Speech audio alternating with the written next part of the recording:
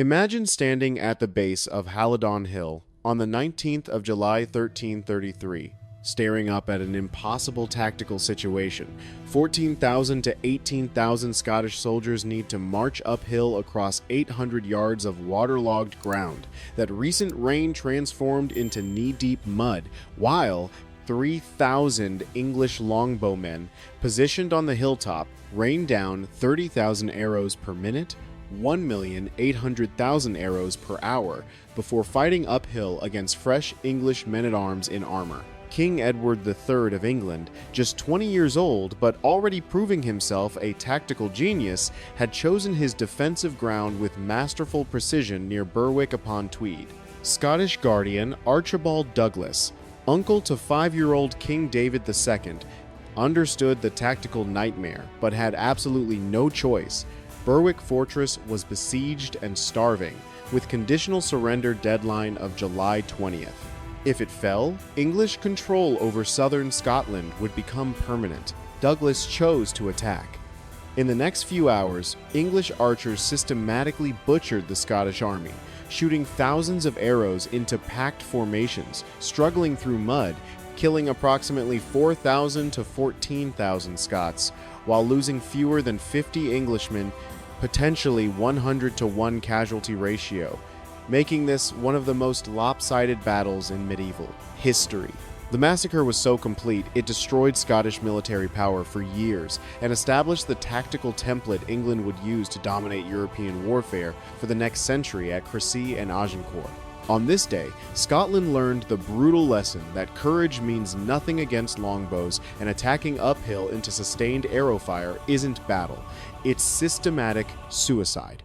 This was the confirmation of a military revolution, where ranged weapons and defensive positioning trumped traditional pike formations and knightly valor, paid for with thousands of Scottish lives shot down in mud with no chance to fight back. To understand why the Battle of Halidon Hill became such a catastrophic disaster for Scotland that destroyed independence won just 19 years earlier, you need to understand the political situation in 1333 following Robert the Bruce's death. Robert the Bruce, who had won Scottish independence at the legendary Battle of Bannockburn in 1314, died in 1329 after establishing Scotland as an independent kingdom recognized by England through the Treaty of 14 Indices.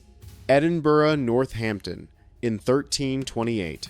His son and heir, David II, was only 5 years old at his father's death. Scotland was ruled by a regency council with Archibald Douglas serving as guardian, effectively regent for the child king. England, meanwhile, had a new young king eager to prove himself and reverse his father's humiliations.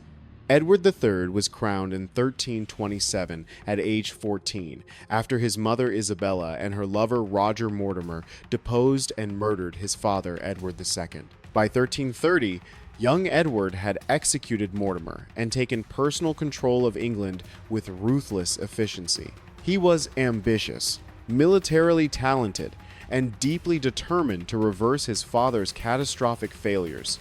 Edward II had suffered the humiliating defeat at Bannockburn in 1314 and been forced to recognize Scottish independence through the Treaty of Edinburgh-Northampton, a treaty Edward III considered a national disgrace. He actively looked for pretexts to restart war with Scotland. The excuse came in 1332, when Edward Balliol, son of the deposed Scottish king John Balliol, invaded Scotland with covert English support and defeated the Scots at the Battle of Dublin Moor using longbow defensive tactics nearly identical to what would be deployed at Halidon Hill. Balliol briefly seized the Scottish throne, but the Scots rallied and expelled him by the end of 1332. Edward III used Balliol's claim as legal justification for direct English invasion to support his puppet claimant. In 1333, Edward personally led a large army north and besieged Berwick upon Tweed, the strategically crucial fortress that controlled access to southeastern Scotland. The siege of Berwick in 1333 was brutal, systematic, and calculated to force Scottish military response. Edward III arrived with approximately 10,000 to 15,000 troops, including 3,000 Welsh and English longbowmen, and began methodical siege operations. Berwick's garrison numbered roughly 1,500 defenders. The town possessed solid stone walls and a castle, but Edward's siege engines and tactics were devastatingly effective. He deployed trebuchets to bombard the walls continuously with stones and incendiary projectiles. He attempted to storm the walls multiple times, losing hundreds of men in failed assaults, but inflicting heavier casualties on exhausted defenders. Most strategically important, he blockaded all supply routes, systematically starving the garrison and civilian population trapped inside. After weeks of relentless siege reducing Berwick to desperation, the fortress commander negotiated conditional surrender terms. If a Scottish relief army did not arrive by the 20th of July 1333 and either defeat the English in battle or successfully enter Berwick with supplies, the garrison would surrender the fortress. This deadline forced Archibald Douglas to act decisively. He assembled the largest Scottish army possible, 14,000 to 18,000 men representing virtually every available soldier in Scotland, and marched rapidly to Berwick in mid-July. His original plan was tactically sound. Bypass the English siege lines and enter Berwick from the north, fulfilling the surrender conditions without fighting.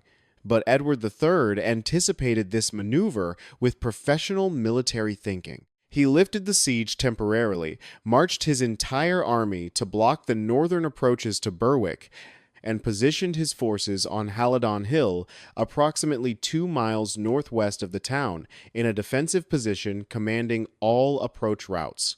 This brilliant countermove forced Douglas into an impossible tactical choice: attack the English army uphill in a disadvantageous position, or watch Berwick surrender without relief.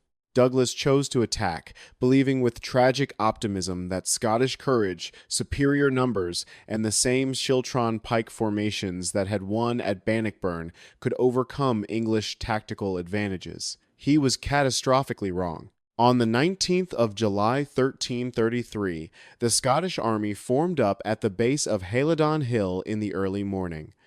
Douglas organized his 14,000 to 18,000 men into 4 large Schiltron formations, the same circular pike formations that William Wallace had used at Falkirk and that Robert the Bruce had deployed successfully at Bannockburn 19 years earlier. But there was a critical tactical difference that would prove fatal. At Bannockburn, the Scots had fought on favorable terrain, including marshy ground, that disrupted English heavy cavalry charges, allowing Scottish pike formations to dominate. At Halidon Hill, the Scots were attacking uphill across waterlogged ground toward an enemy positioned on the defensive crest with completely clear fields of fire for archers. Douglas understood the terrible danger intellectually, but believed the Schiltrons, if they could somehow reach the English defensive lines, would be unstoppable in close combat through sheer mass and determination. The Scottish formations were composed mostly of common soldiers, spearmen carrying 12-foot pikes, wearing padded jacks or minimal armor, carrying no shields, because both hands were needed to wield the long pikes. These were farmers and townsmen, conscripted for military service. They were brave and motivated to save Berwick, but bravery doesn't stop arrows. Supporting the Schiltrons were Scottish knights and men-at-arms, perhaps 2,000 armored cavalry who would attack alongside the infantry. The Scottish battle plan was simple and desperate in its assumptions. Advance uphill under sustained arrow fire while accepting heavy casualties. Somehow reach the English defensive positions despite exhaustion and losses. Then overwhelm them through superior numbers in close melee combat. It was essentially the same tactical plan the French would attempt at Crecy 13 years later with equally catastrophic results.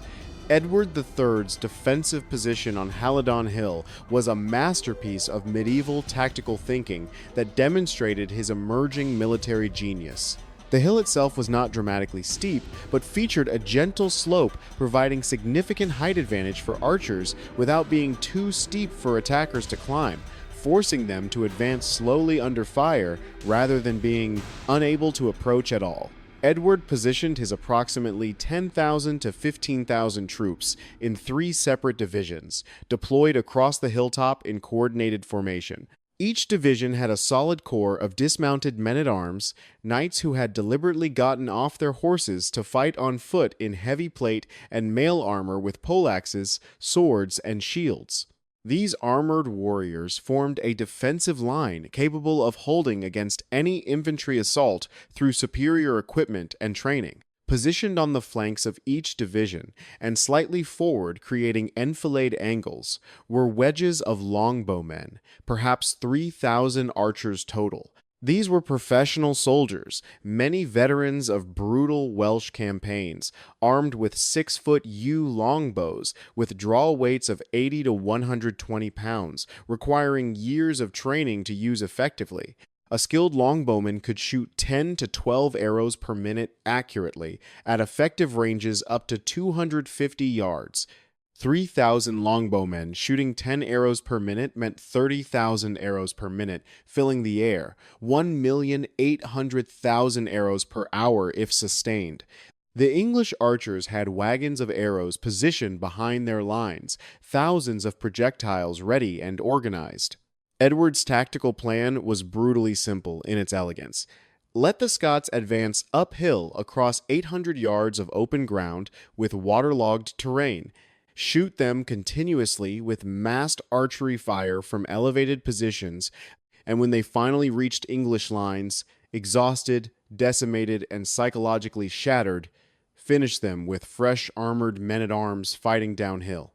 It was the same tactical system that had worked devastatingly at Dublin Moor the previous year, and that would be perfected at Crecy 13 years later and Agincourt 82 years later. The Scots were walking directly into a systematic killing machine. The battle began around mid-morning when the Scottish army started its doomed advance up Halidon Hill. 14,000 to 18,000 men in 4 massive skiltron formations began moving uphill across the waterlogged farmland at the base. Immediately, the terrain became a catastrophic problem that commanders hadn't fully anticipated. The ground was boggy from recent rain, and the weight of thousands of men with equipment churned it into thick, clinging mud. The schiltrons, designed to move as tight, coordinated circular formations, began to lose tactical cohesion almost immediately as soldiers struggled through the muck. Men sank ankle-deep or knee-deep in mud with every step, their legs burning with exhaustion. The tight circular formations began to loosen and elongate dangerously as faster, stronger men pulled ahead while slower, weaker soldiers fell behind. This was exactly the worst possible tactical situation because it meant the Scots were no longer in disciplined pike formations but in ragged crowds vulnerable to missile fire. And then the English arrows started falling with devastating effect. At 800 yards maximum range, the English longbowmen began shooting. The first volleys were ranging shots, archers judging distance and wind conditions. Then the serious systematic bombardment began. 3,000 longbowmen shooting in coordinated volleys created what contemporary chronicles described with horror as clouds of arrows darkening the sky. From the Scottish perspective, advancing uphill, the sky above and ahead suddenly filled with thousands of black streaks descending at steep angles. The arrows fell continuously without pause, striking randomly into the packed Scottish formations with sickening impacts. A man trudging uphill through mud,